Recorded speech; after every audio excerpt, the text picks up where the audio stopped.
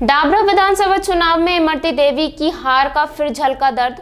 उन्होंने कहा कि मैं हारी नहीं हूं, मैं जानती हूं मुझे किसने हराया है, मैं इसके पीछे नहीं जाना चाहती। मैं तो बस इतना कहना चाहती हूं कि जहां आपका पसीना गिरेगा मैं वहां अपना खून बहा दूंगी।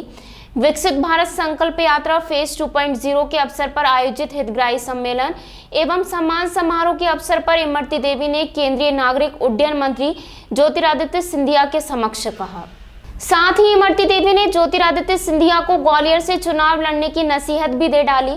इमरती देवी ने खुले मंच से श्री सिंधिया को ग्वालियर लोकसभा सीट से चुनाव लड़ने की बात कही, जिस पर सिंधिया जी ने मीडिया से कहा कि मैं भारतीय जनता पार्टी का एक सिपाही हूं, मुझे जैसा पार्टी आदेश देगी मैं वैसा ही करूंगा।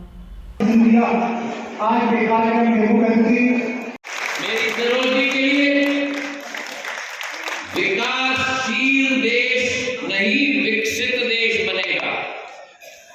भारत ग्वालियर में लड़ना चाहिए, ना कि सीट भी बनाकर हम चाहते हैं कि हमारे महाराज ग्वालियर से चुनाव लड़े।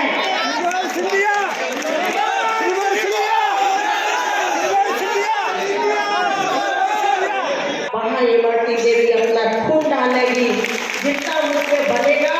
आपके लिए मैंने शुरू से किया है और करूंगी। अब चुनाव हारने की तो आप सभी जानते हो कि मैं चुनाव हारी हूँ। आपके एक एक जवान पे मोहर है कि कैसे चुनाव हारी हूँ, उसके लिए मैं कुछ नहीं कहना चाहती हूँ, लेकिन आपकी सेवा में मैं बराबर खड़ी रहूंगी और महाराज से भी लड़ती रहूंगी।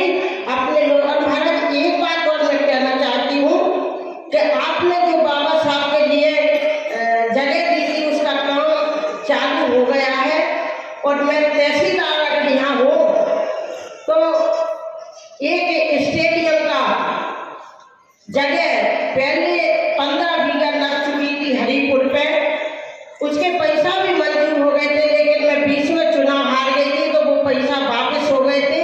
लेकिन पूरी लिखा पढ़ाई करी गई है और छोटे महाराज जब आए थे तो मैंने उनके सामने कहा था कि अब मंडी में मेरे लड़के मैच नहीं खेलेंगे, अब नए स्टेडियम में डबरा में मैच खेलेंगे, तो आप स्टेडियम की जरूर कार्रवाई करें, यही मैं आपसे निवेदन करती हूँ। धन्यवाद। जय हिंद, जय भारत। देखिए, मैं भारतीय जनता पार्टी का कार्यकर्ता हूँ। भारतीय जनता पार्टी का जो निर्णय होगा वो सिर माथे लेना हमारी जिम्मेदारी और हमारा दायित्व। जनता भी चाह रही है, एक तरह से जनता की चाह देखेंगे क्या? जनता चाह रही है। प्रधानमंत्री जी की यही सोच और विचारधारा है कि कोई भी भारतीय व्यक्ति विश्व भर में रहे, उसका संरक्षण, उसकी सुरक्षा भारत की सरकार सुनिश्चित करे। और इसके कई उदाहरण हमने पिछले 10 वर्षों में देखे। स्वयं जब मैंने आपको अपना अनुभव बताया, जब प्रधानमंत्री जी ने यूक्रेन में हमको भेजा था, 30,000 हमारे बच्चों को सुरक्षित हम लोग वापस लेके आए। भारत मतलब भारतीय, और हर भारतीय का संरक्षण करना, सुरक्षित रखना, ये हम लोगों का धर्म होता है। इसलिए प्रधानमंत्री जी कहते हैं मैं प्रधानमंत्री नहीं हूँ, मैं प्रधान सेवक और प्रधान रक्षक हूँ।